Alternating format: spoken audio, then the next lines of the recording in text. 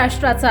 नमस्कार, मी सुद्धा संध्याकाळमध्ये आपलं सगळ्यांचं स्वागत। हॉटेल्स, रेस्टॉरंट आणि भेसळ करणाऱ्यांवर धाड सत्र सुरू असतानाच आता आयुक्त तुकाराम मुंढेंनी राज्यातील 2 कोटी शाळकरी मुलांच्या आरोग्यासाठी एक अत्यंत मोठा आणि ऐतिहासिक निर्णय घेतलाय। आज घेतलेल्या पत्रकार परिषदेत मुंढेंनी शाळांना थेट इशारा दिलाय।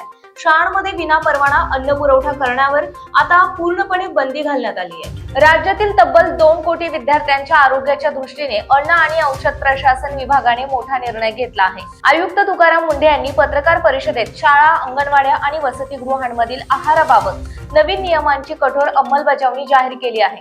सन 2020 आणि 2021 मधील अन्न सुरक्षा नियम आता राज्यभर काटेकोरपणे लागू केले जाणार आहेत।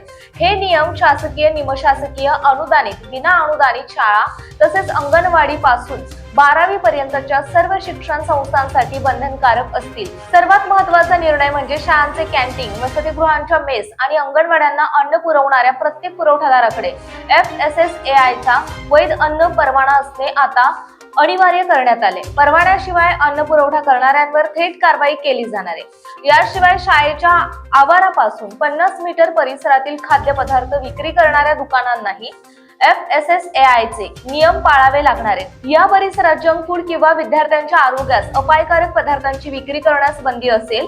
प्रत्येक शाळेत फूड सेफ्टी डिस्प्ले बोर्ड लावणेही आता बंधनकारक करण्यात आलं आहे। तसेच अन्न सुरक्षेवर देखरेख ठेवण्यासाठी एका सुपरवायझर आणि नोडल अधिकाऱ्याची नियुक्ती करावी लागणार।